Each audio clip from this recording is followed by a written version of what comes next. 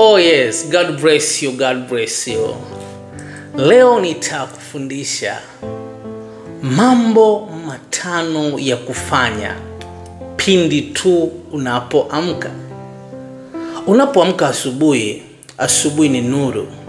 Asubuhi ni mwangaza. Asubuhi ndo inaitambulisha siku yako. Itakuwa nzuri au mbaya. Itakuwa ya baraka au ya laana. Itakuwa nzuri ya upendo au ya mikosi. Kila kitu kinaanza asubuhi. Na walimwengu wanasema nyota njema huonekana asubuhi.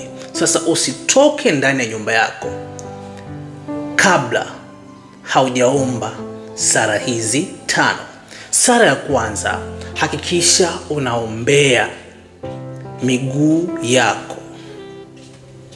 Maana Bwana alimwambia Joshua, sehemu yoyote utakapoikanyaga nami nitakupa. Baada ya Musa kuweza kutwaliwa, wana wa Israeli wakielekea katika nchi ya ahadi, Mungu alitoa ahadi kwa Joshua, sehemu yoyote utakapoikanyaga Mungu atampa. Omba umiliki wa kiungu kupitia miguu yako. Lakini sala ya pili, utaomba ulinzi maalumu wa kiungu, ulinzi wa malaika. Elisha alisema walio upande wetu ni wengi kuliko walio upande wao, na walio upande wetu tafasiri yake ni malaika. Lakini Biblia yote tena inasema Bwana asipoulinda mji ule, waulindao wanakesha bure. Lakini sala ya 3, omba kibali cha kiungu. Mungu asipokubariki, Mungu asipokupatia kibali, Mungu asipokupatia favor kwa siku hiyo, maisha yanaweza kawa magumu sana. Ndo mikosi inaweza ikaanza, roho za ajali zinaweza zikainuka, na vitu vingine mbalimbali vinaweza vikatokea juu yako.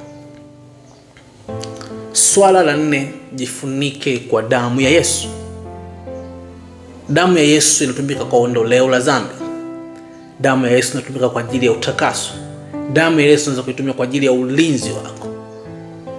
Maana Biblia inasema nao wakamshinda kwa damu ya mwana kondoo na kwa neno la ushuhuda. Lakini jambo la 5, kabla haujaondoka kwenye nyumba yako, muombe Mungu aweze kukubariki kupitia mikono yako. Maana Mungu aliahidi kwenye Biblia atakuwa anapitisha baraka kupitia mikono ya wanadamu. Biblia takatifu nayo inasema nitabariki kazi za mikono yako. Ina maana unapoenda kazini kufanya kazi ya mikono yako, umkumbushe Mungu, Bwana natoka nyumbani naenda kazini, naomba baraka zako upitishe kwenye mikono yangu. God bless you. Naitwa Lev Yaziel, ni mwalimu wa masuala ya kiimani, kiuchumi pamoja na kijamii.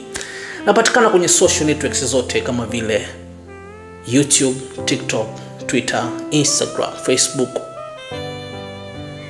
kwa jina la Lev_Yaziel. Mungu akubariki sana.